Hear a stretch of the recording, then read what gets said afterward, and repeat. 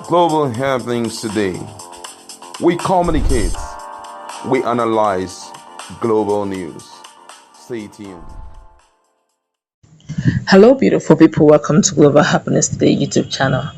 Peter Obi has been one person or one political figure no elite, no politician gives serious attention to. They believe that he's structureless, doesn't have structures, and they believe he's just one of those trying to make numbers. As the months grow, as the elections draw closer, they realize that he's getting the full attention of most Nigerians who wanted the new era Nigeria, who wanted a new Nigeria that will function well for all, not just for selected few.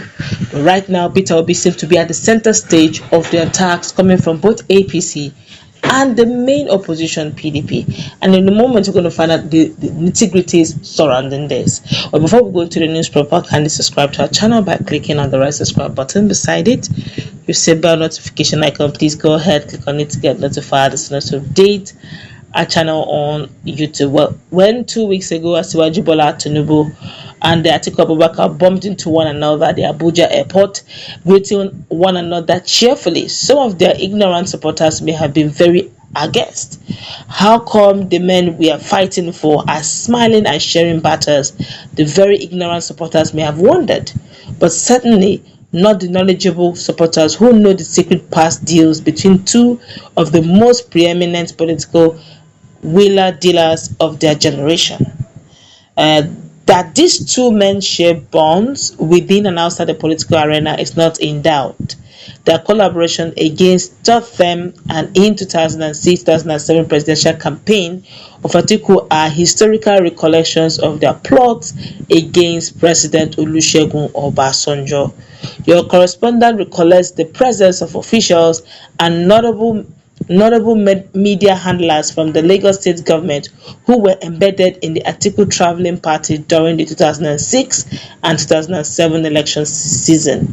The Lagos men and women, however, abruptly disappeared not too long into the campaign, and it was only later that we got to learn of a falling out between Tinubu and Atiku over the Muslim ticket that the former Lagos state governor desired. However, it has now emerged that despite the political differences and rivalry, that the two men remain business partners. So whatever it is that Festus Keyamo and Reno Onkre may say about their respective principles, it is something that no one should take to the bank as defining the thoughts of either Tinubu or Atiku. However, when it comes to Peter Obi, it is certain that the same camaraderie is totally absent. Indeed, it is now being insinuated that there may be a collaboration between the PDP and the APC campaigns to shut down Peter Obi at all costs.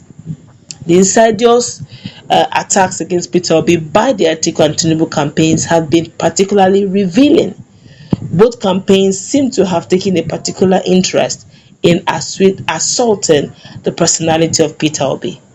Rana Onkre, a former aide of President President Goodluck Obele Jonathan, who had been thought to be a pastor in California, appears to be to the discomfort of some to have developed a new ministry of fault finding around Obi.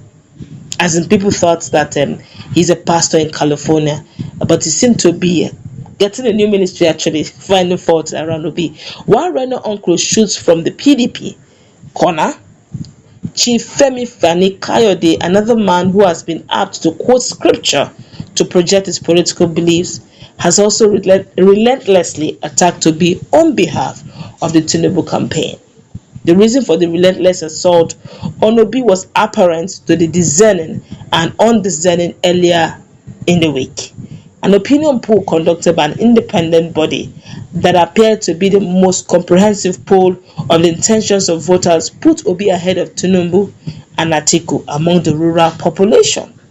The poll conducted by Nexta, a policy advisory body, is sobering for the APC and PDP candidates, as it is not only put Obi at the lead, it also rubbishes what had been the certain comfort of many of their supporters that Obi was only popular among the urban voters.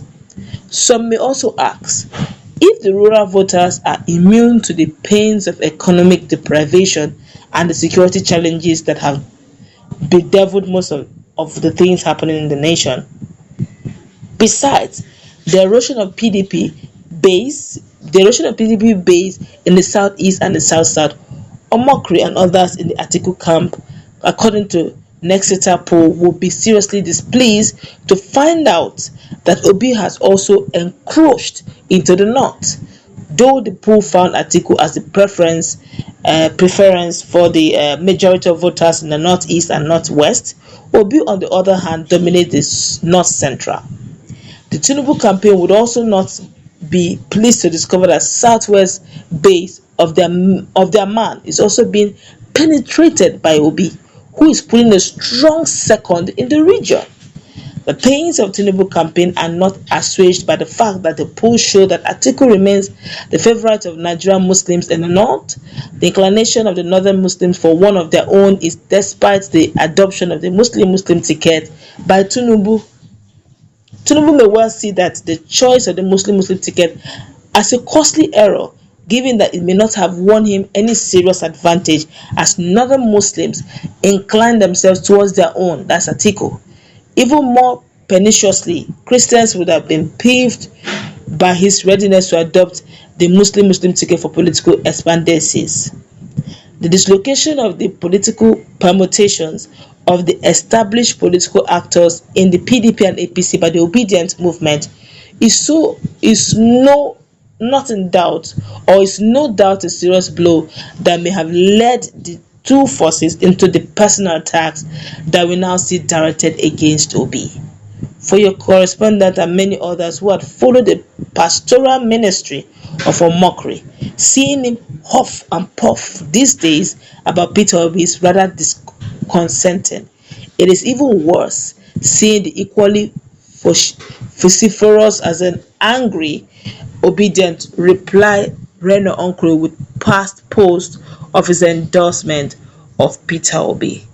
Sacrificing spiritual and moral echoes is the painful price some people pay for their temporal political goals. A lot of Nigerians have reacted to this, and these are collections of what Nigerians have observed over time. Reno Onkri seem to take it very personal against Peter Obi. In fact, most of his posts is always obedient Peter Obi, Peter Obi, Peter. I'm just wondering, really, like some person will say, why is it that you're always against Peter Obi? Why not promote your principle? You said Atiku is a unifier. You said Atiku is the one that will bring Nigeria the much needed changes experience. He's a unifier. PDP is in shambles. You can't even unify PDP. Okay, and this has always, and it's on the grounds of ethnicity and tribalism that PDP is in shambles. And if you can play it on party level, what makes you think that he will play something different? He will play a different card in national level if he gets that seat. And you now begin to see the same thing happening also in APC, where Femi Bajamila is forcing the product, whether good or bad, through the throat of Nigerians. Is either yes or yes, then you must collect Tinubu by fire by thunder. You now see that it's as if they're forcing Otapiapia and sniper to Nigerians, but Nigerians have a choice to take very lumptious meal.